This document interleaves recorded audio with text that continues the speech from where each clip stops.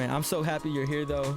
It's been a long time coming. When we ran into each other, it was Amsterdam. Yep. So happy, full circle. We got my man, Jazzy Jeff in the building, man. How are you? I'm great, man. Great. Happy to be here. So we had to book you about 3 months in advance because you're such a busy man. Yeah, man. That's a blessing. Yeah. It's a blessing today just to be busy. So I can't complain. Yeah. So you're here just specifically for NAMM. For the people who don't know, for the listeners, what is NAMM? It's kind of, like CES is the Consumer Electronics Show that just shows, a lot of the electronic stuff. Yeah. From the home stuff, televisions and, stereos. Yeah. NAMM is more of the studio and musician side of it. Yeah. So it's the guitars, basses, drums, drum machines, turntables, CDs, microphones, studio stuff. Everything. So anybody that has anything to do with making music or playing music, comes to NAMM because that's where all of the next new stuff they're going to show it. So. Yeah, and anybody who knows you, you're always ahead with the technology and you have to. Yeah. When I first met you, when was it? I think it was at your crib, at the retreat, 2015. I had just came from OVO Fest. Yeah. And I flew in. I wasn't able to stay the whole weekend, but my dream growing up was always to go to Red Bull Music Academy. That was my thing.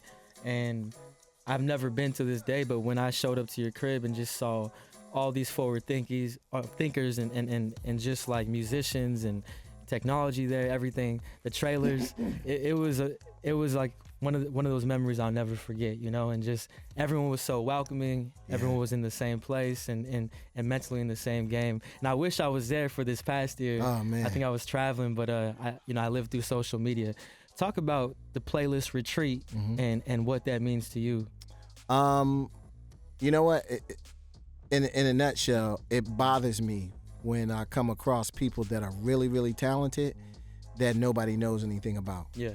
I'm really into sharing music, and it's funny because, I come from a generation that everyone kept their music to themselves. No one ever passed music around. If you had something that nobody else had, you kind of kept it. But I believe that that's really selfish to the person who makes it because they don't make it just for you. So if you got something, I think it's your responsibility and duty to pass it on to as many people as you can. Yeah. And it's funny, like you talking about Stro. I did a do-over in Portland, and my man DJ Day played a Stro Elliott track. And I tapped him on the shoulder and was like, "What's that?" And he put up the one sign and ended up giving me a jump drive of a bunch of music, which was Stro Elliott, Tall Black Guy, and the list goes on. Yeah. But that kind of started it. And I wanted to put something together that brought together a bunch of forward-thinking DJs that kind of played stuff that was a little bit out of the box. I understand that, there are DJs that are kind of stuck in a mode that they have to play what they have to play. Yeah. I just want to look for the DJs that when they have the opportunity to play something or play whatever they want, they kind of show their personality of their music, because that's what a DJ is. It's your personality passed on to the public. Yeah. And it was one of those things that we started gathering up names for the first retreat, and it was kind of like, well, you know what, that's cool, because all of these forward thinking DJs are playing guys like Stro and Tall Black Guy, so why don't we invite them too? Yeah. So it really started this big circle that, if you got forward-thinking DJs and forward-thinking producers and forward-thinking singers and songwriters, you basically cover the whole ecosystem, that you don't need anything. And the retreat was really designed to be done outside of the music industry with no rules, no barriers, no one to tell you what to do, what not to do. I kind of wanted to bring it back to the soul creative side. And it was cool because that's, pretty much why we reached out to you and the rest of the guys. Yeah. We just had a big pool of people that, everybody started adding names to the list of who should come. And we didn't really know what the retreat was going to be the first year. We just kind of got a bunch of people together and got the trailers and all the rest of that, and sent out the invites. I didn't know if anybody was going to come. Yeah. And I didn't realize that it was going to be such a life-changing experience for the people and it that was there. So. Yeah. It reminded me of like the 92 Dream Team Olympic. Like, if I can get invited to play somewhere, just having, again, those like-minded people, I think that's so important for everyone. I know this year 2 just passed. Yeah. And it was probably hard, not everyone could make it. You could only house so many people. How are you going to handle that for this next year? I don't know. Usually around this time we sit down and start to think about, basically the way we look at it is once you're invited to playlists, you're always invited to playlists. And it's just a thing of the space. I feel it's very, very important. I have it at my house because I think there's a level of personalization of you having something at your house that you're inviting people into your home and your private space. And I always want to keep it like that. I want to keep it very family oriented. It's so much about the music because I don't know too many things now that is solely just about the music. And you want to keep it. It's what I've always understood is the best way to find a good car repairman is ask someone who knows about cars. So if you ask someone who has great music taste to suggest 3 people, you're probably like the 3 people that they'll suggest. So we just kind of keep it in a big network, and it's really designed to create a pool of talented people that you will always be able to call on for anything that you would ever need. Yeah. You need production, you got a bunch of cats that you can call on. You need DJs, you got a bunch of cats you can call on. You need singers, songwriters, MCs, whatever. You got a bunch of those people that you can call on because I think there's strength in numbers. What's great is that you're a student still and you stay humble. Absolutely. And I love, like, every time I see you on the road, you're with your whole squad. You're about 5 to 10 deep. And I know that ain't cheap, but I think that's great how you bring everyone to get that experience. And you bring everyone to it's important for everyone to be on the road. I think it's so crucial for it because they get that experience. They're meeting people, they're hearing stories, they're seeing how people react to you, and they need to see that to stay inspired. Who's part of the team that you bring with you? Well, it's myself, Steve, who's been the road manager for a long time. It's DJ Ferno. It's Dane Jordan. Yeah, and he's the MC. Yeah, me and Dane actually put out a project about 1.5 years, 2 years ago.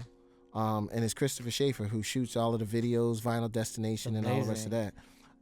Keep a tight circle. Yeah, it's important because I would go away on these trips and I would come home, and you would try to explain to people like, "Yo, I just did this festival in Singapore, and there was 50,000 people on the beach," and everybody just gives you this blank look, and it's kind of like, "Oh yeah, you thanks for the invite." Yeah, so you know what? Let's film it and let's show it to you. Yeah, because. People want to see that, and not just that. As big as the world is really small. Yep, it's really small, and it's just, it's, to me, it's a trip, man. Just playing music for people that we don't speak the same language but we speak the same musical language. So. Yep. So yeah, man, I think props to you for that. Let's get into a quick break. We'll come right back because we have so much to talk about. I know you have some stories you want to break and some things you're up to. So let's get back to this music here on Soulection Radio with DJ Jazzy Jeff. Show 293 Beats 1 Soulection. Keep it locked. And we are back. Shout out Sango if he's listening. I know you guys played a show recently. Shout out Sango. Yo, man. I was listening to his stuff on a plane coming out here. And I had to, I'm definitely, anytime I hear something from somebody that I like, I always got to hit them to let them know. You shoot him a text? Yeah, I had to. I think that's great, man. Yeah, this track, Heat. Everything on this, man, everything that I curate behind us right now, it just totally makes sense. I know it's right up your alley. Yep. So I feel like you're constantly on this world tour, Yes.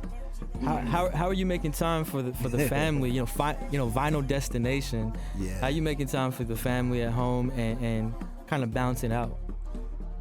It's hard. But I have a set schedule that I've been blessed to pretty much have this same, pretty much the set schedule for about the past 15 years. That it's almost like I have seasons. I have tours. I do pretty much 3 really big tours a year, and then sprinkle the rest in with spot dates. Usually go to Europe and some parts of the Middle East twice a year. I try to go to Asia, Australia, New Zealand once a year. And then just sprinkle in whatever spot dates that you can do, just to kind of give me a little bit of that balance, with the home life and the kids, and just to make sure that I'm around some. Yeah. And then I try to bring them out as much as I can. Just traveling has broadened so much of my horizon and the horizon of people that you take on the road that I want to kind of get at to my kids. So, I'll tell them, I got to go away. Where you going? I'm going to Paris. They go to the map. They find Paris. Like, okay. And then they look up all of the stuff to do in Paris. Yo, how many passport books have you been through? A lot. You know what? I had the business joint? Before it started to get crazy, I had a passport that was so thick that they would examine it in customs because they probably put extra pages in it maybe about 4 or 5 times. And it was probably way too many times than it should have been because it didn't look real. I probably shouldn't say this, but I lied and said that I lost it because I didn't want them to take it from me. So I got another one, and it's really thin, so I know I'm going to have to send that off soon. We talked about family. We were chopping it up earlier. You mentioned your son, 17 years old. Yeah. And he's been sending you some heat, low key. Yeah. Let's talk about his production. His name is Amir. He actually lives out here. Extremely talented. He acts. He sings. He's more just a straight artist. He's not.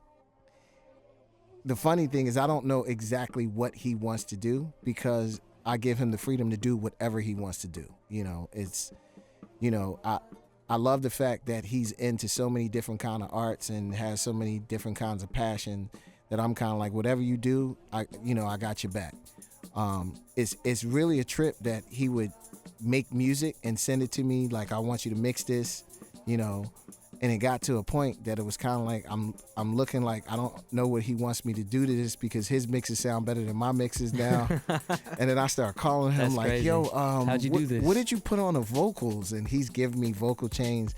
But yeah, he's getting ready to move back to the East Coast to go to school. But he keeps giving me music. Okay. And I love that. You think maybe we could get into some beats in a bit from him? Oh yeah. Okay. And we were talking about the travel thing as well. I think it'd be great. I know you're not gonna do a mix today, but it'd be great to get a handful of tracks, something that you listen to when you travel or whatever it is that is inspiring you. Shout out Masego in the background as Absolutely. well. I think once again it's great how you have the squad here, but it'll be tight for people to understand what you're listening to and what's inspiring you, day to day. Absolutely. Yeah. Absolutely. Got a lot of stuff coming too. Yeah. So. And production wise for you, because you produce as well. Oh yeah. And let's not forget, you have 2 Grammys? Few? 3. Yeah. Yeah, let's talk about that. What's up with Jazzy Jeff as a producer? I never really stopped producing. I think the mentor thing jumped in. I get more of a kick out of finding really, really dope people. So I kind of put a lot of my stuff on the back burner. Been trying to do another magnificent album for the past 3-4 years, which everybody is forcing me to do this year. So we're gonna get that done. We may be getting that done in the next couple of weeks. But I think with the retreat and with the sessions that we had last year and that we're getting ready to have now, it's opening the door for a lot of music. We are actually getting ready to do a project that from the retreat, from the first year, we did a challenge that we got all of the producers together and they had to kind of collaborate and make something. And we did it again this year.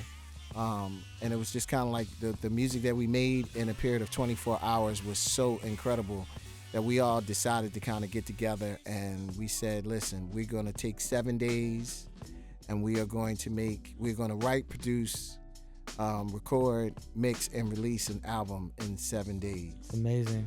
How many artists approximately you think are going to be part of this? Well, we got right now we got Glenn Lewis basically singing the leads, but I got Sir, Masego, Aloe Black. Wow. We invited Mayor Hawthorne. Like, we sent out a bunch of invitations to people, you know, because it's just kind of like a project of us just getting in the studio and just making music, you know, taking everything outside, you know.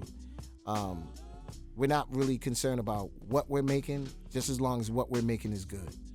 And that's, you know, pretty much how I see music. Like, music has no genres to me. It's two genres. It's good music and bad music. Yeah. So, you know, we just like, listen, let's go in the studio and make some good music. I got, you know, probably some of the most incredible, most talented guys, you know, from Eric Lau, who's in the back, Kaidi Tatham, Eric Lau, who's in the back, Masego, Stro Elliott, Daniel Crawford, James Porzer, it's Andre Harris. The list is crazy.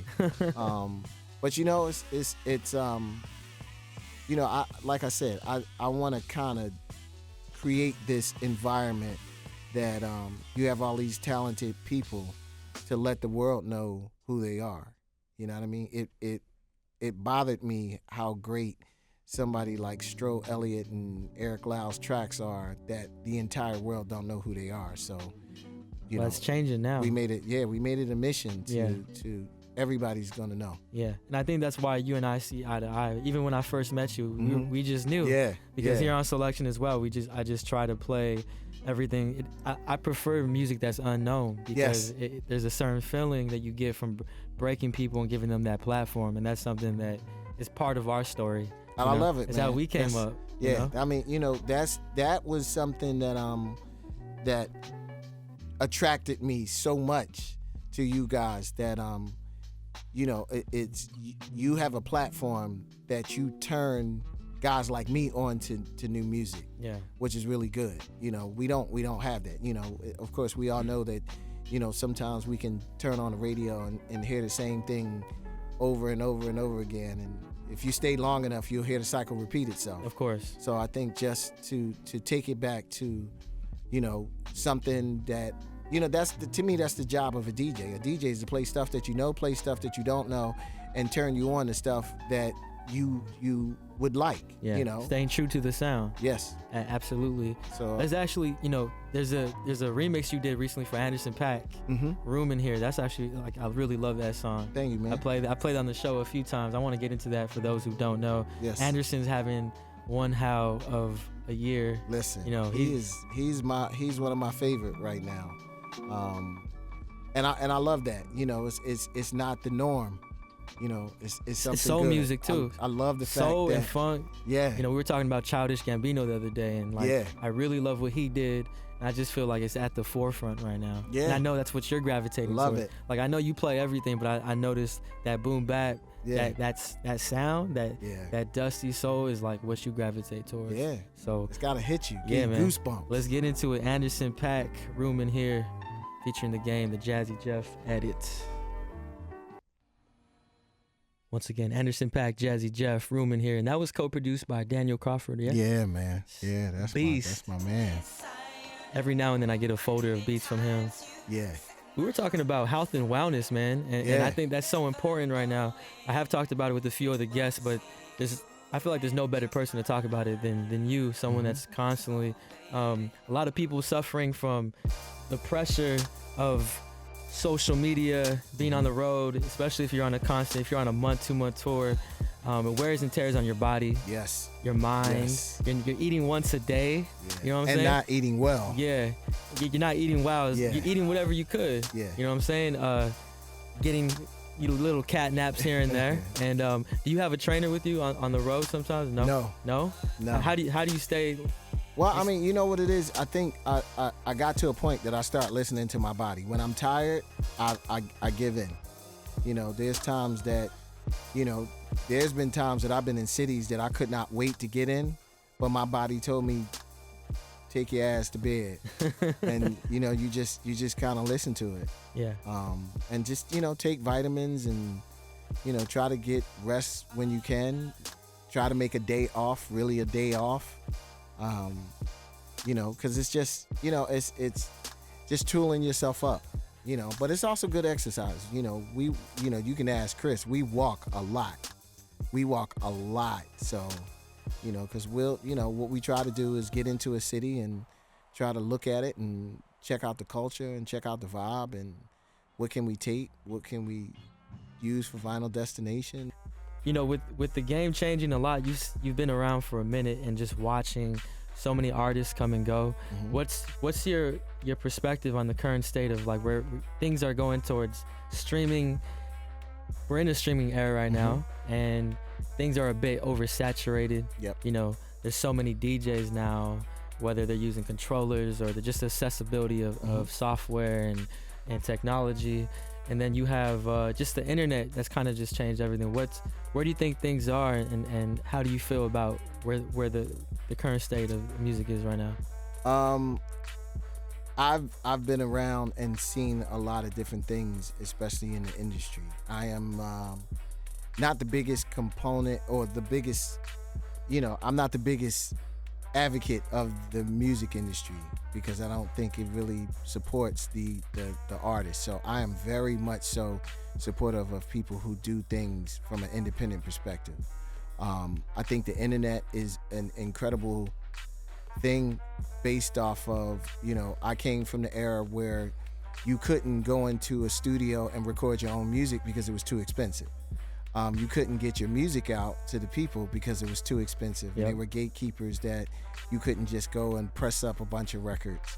I love the fact that you can be as creatively free as you want to, and you can put your stuff out to all of the people that like what you do instantly. It cuts out the middle person and allows you to kind of, get your art out there. The good and the bad side of that is there are a lot of people who may not be that good that are putting their art out there. Yep. That you have to kind of search, filter out. Yeah, you really have to filter. But I love the fact that there's not someone who stops the level of creativity from the next new thing that's coming. It used to always bother me that the greatest record that you've never heard was stopped by someone. And I don't believe that anyone has the right to tell you what you can see if you like or don't like. Yeah. So I love the creative freedom of what goes on now. Yeah. And I think someone like Chance is kind of paving Absolutely. the way where it's like, staying independent. He does have some great backing, but at the end of the day, he's free to do what he wants. And I think that's a good role model for everybody right now. I love it. Yeah. And speaking of Chance, you and I also chopped it up, and we talked about the story when you DJ'd for that private Obama party. Yeah, I think it's a great story. Yeah. I heard you DJ'd for about 6 hours straight. That was what happened with that? That was the longest I've ever played in my life. I was tired, my feet hurt, and they gave me all these instructions like the music can never stop, there can never be dead air. And the party does not end until they go to bed. Wow. What time did the party end? Well, I started about 6:30, and it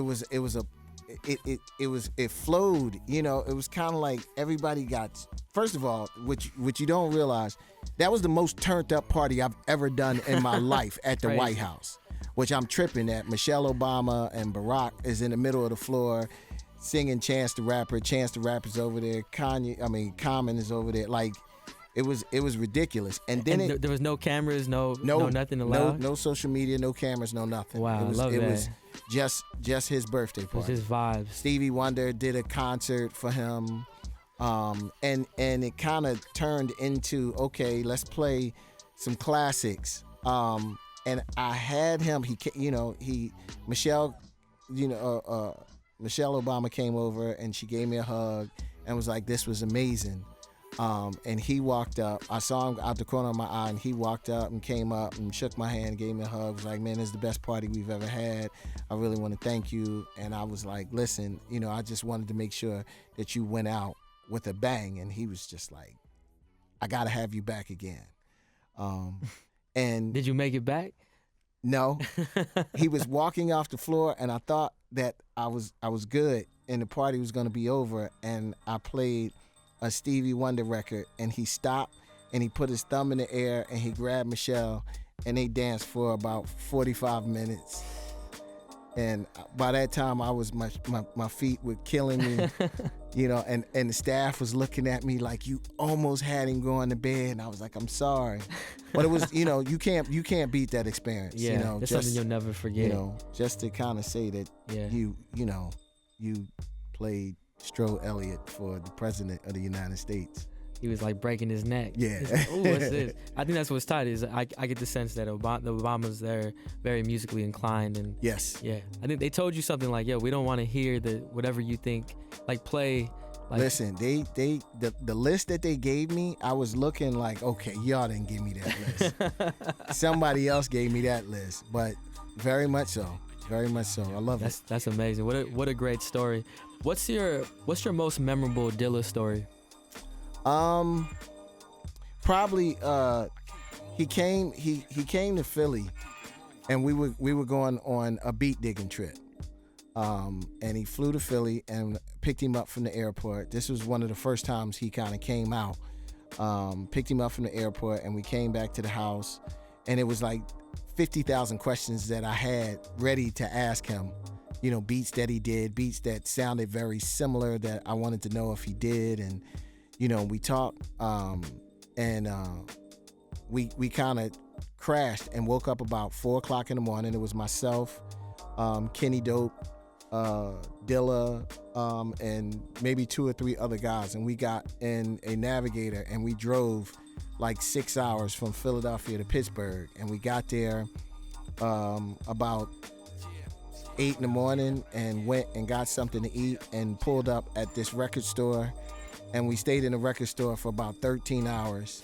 But to have somebody like Kenny Dope on one side and Dilla on the other side, and they were basically passing me records. Because it was stuff that I didn't know. And Dilla was just like, you got this? And I was like, nope. He was like, all right, you got this? Nope. And here you go. And Kenny Dope, you got this? And we ended up with a pile that was probably up to my shoulder. All 6 of us, trying to figure out how are we going to get all of these records back home. And we put them all in the car, and Dilla was laying across a pile of records, and I was laying stretched out with my feet up on records, and we drove 6 hours through the night to get the records back home. But wow. that was what year was that again? Wow. I don't even remember what year. I have a picture of us sitting outside the car kind of looking at the records saying like, how are we going to get these records home? But he was, he was really dope. He was very giving with his knowledge. And it was funny to hear people say that he very, very rarely left Detroit. But for some reason, he would always come to Philly. He would call me, and he would always call me Uncle Jeff. Uncle Jeff, I'm on my way in. And I would pick him up from the airport, and I would take him on South Street, and he would get a Philly cheesesteak. And he would go to his jeweler, because he had a jeweler in Philly, and he would hit about 4 or 5 record spots. And he would come to the studio and make a couple of beats, and I would take him back to the airport because there was a flight from Detroit to Philly that was $40. So he would come in periodically just to go record shopping. That's amazing. Is there anyone, on the last note, 'cause I really want to get to this music, anyone from Philly that you recommend for like on an artist tip to look out for the people, anyone that catches your attention? Dane Jordan. Word. Dane Jordan, him and I Big up Dane. have been out for a couple of years. And he's working on some new stuff. But it's not always when you find somebody who their musical palette is as broad as his. One of the things that I really admired when we were working on the first project, I would give him almost 3 albums to listen to. Listen to this, listen to Ice Cube Death Certificate, listen to Parliament Funkadelic Maggot Brain, and listen to Take a Nation of Millions by Public Enemy. And he would get so engulfed in the music, listening and studying and figuring out, where their mindset was. And he would come back and ask a million questions and then ask for 3 more records. And you would give it. So he would really soak up that. and then to listen to, you know, where his music is and where it's come from the first time that I met him to now, like the growth is just ridiculous. So, you know, hopefully he got some music to play. Okay. And he don't play nobody his stuff though. Yeah, we're looking at you. He be holding out, acting like, you know, like you walk in the room, he hit stop. Yeah. He's giving you the eyes, bro. And on a last note, is there any last words or anything special that you want to leave the people with? Listen, man, you know, I've been doing this for a long time, and I think that I love it more today than I ever have. That's great. You know, it's not often that you have a job that your job is to travel around the world and play music for people. Yeah. I don't take that for granted either. Listen, if you can make people happy playing music, and especially the way I feel like people are about to feel in the next couple of years, there's a lot of happiness to be spread around. And we talked about as well the Soulection Festival for the summer. Yes. I know you're already booking for 2018, but we got to get you on. All you got to do is pick up the phone. Got you. I'm there. Shout out Nicole. I'm going to hit up Nicole. Yeah. But I really appreciate you guys, man. You guys are special. And I think the music community should not take you guys for granted, because you are probably one of our biggest good music messengers out there. So I appreciate it. Thank you, man. That's a pleasure. It's crazy to hear you say that. Yes, sir. It's amazing. Thank you so much. This will not be the last time. When that project is ready, that playlist compilation that you guys are about to work on. You'll be the first. I'm going to send it to you. Yeah, send it, and you already know it's going to go out to the world. So yes, sir. Anything we can do to help. And let's get to this music. You got some selects for us. Yeah. And let's get into that. Once again, Jazzy Jeff, Soulection, long overdue, and we'll be in touch, man. Thank you, man. Man, have safe travels on the rest of your trip. Yes. And we're watching, man. All right. Big ups. Peace.